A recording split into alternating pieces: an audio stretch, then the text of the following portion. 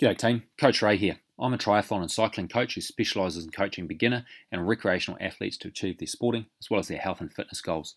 In today's short video, I'm going to take you through Jay Thomson's power data from Stage 5 in this year's Tour de France. Now, Stage 5 was a 205 kilometre road race to Quimper, and there was an intermediary sprint at 93 kilometres with a bonus sprint at the 193 kilometre mark. Further to these sprints, there were plenty of options for King of the Mountain points available, with 2 Category 4 climbs at 106 kilometres and at the 113 kilometre mark, with 3 Category 3 climbs at the 141, 160 and 181 kilometre marks. A breakaway of 7 riders got away, and then in the second half of the stage, the peloton lifted its level of aggressiveness to hunt them down, led by BMC Racing and Bora Hansgrohe. With the narrow roads and fast pace, a number of riders drifted off the back, with the stage finished with a bunch sprint that world champion Peter Sagan of Bora Hansgrohe took out. Now, Jay Thomson rides for Dimension Data, and he's a 32-year-old. He's one of 2 South Africans in the team, and he's currently ranked 2,142nd on the UCI rankings. This is his first Tour de France after he turned it down a couple of years ago so he could attend his daughter's birth. This year he'll miss her second birthday whilst he's riding. His main role in the team is as a lead-out rider for Mark Cavendish, and the team's website refers to him as a super domestic. Now let's have a look at how he went today. Now there's a lot of extra data in down here. Let's change over to distance, get rid of some of the extra data so we can sort of start seeing a bit of a picture. Now you can see plenty of fluctuations, particularly on the downhill. We're seeing a lot of low power readings, but also plenty of high readings. If we look, he maxed out at over 1,000 watts.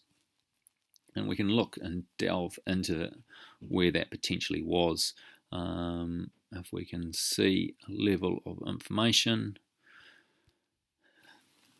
can't quite spot it. Actually, it's at that point there. So it's early on in the race, and he possibly was given the task or needed to chase down a breakaway as it was forming.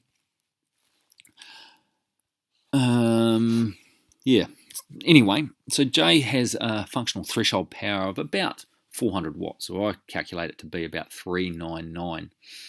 If we look and see where he sort of dropped into that point, so he rode for about 5 minutes, putting out that sort of power. At this point here, at the 100, there's a bit of a climb there, so it's probably the Category 4 climb at the 113k mark.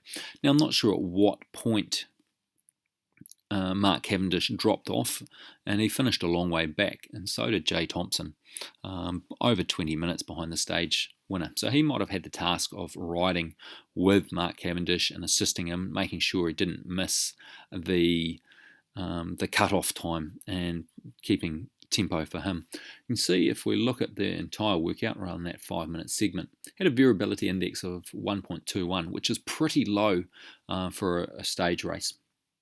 And the intensity factor was 0.76. So that's indicating that it was more of a time trial-like effort, and that sort of aligns with the possibility that he potentially was providing a support role and riding with Mark Cavendish and making sure he got in within the time cut-off so he can be there for the big bunch sprints that are on the flat without having to suffer over 5 King of the Mountain passes. You can see the total elevation gain was over 3 kilometres, with a similar amount of descent. So it was a relatively tough stage. Overall, it was a 318 on the training stress score, which is pretty high, not as high as who we look at before, Matthew Heyman, and you can check out my other video from today to have a look at his details. But overall, he averaged 251 with a normalised power of 304. So normalised power about 100 watts below his FTP, so that's relatively normal.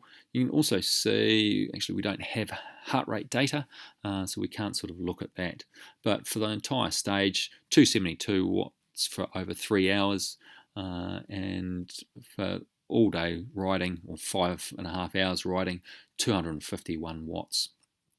So reasonably solid day for Jay Thomson.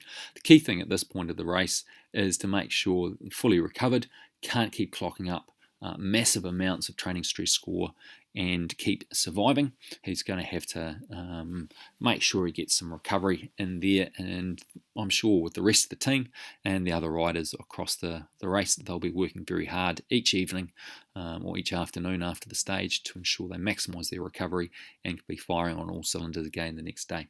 Anyway, if you enjoyed this video, click up in the top left corner to subscribe, down the bottom right corner to get more professional power profile analysis videos, and in the other two corners YouTube will put some videos that it believes will be beneficial for you based on what you've watched previously.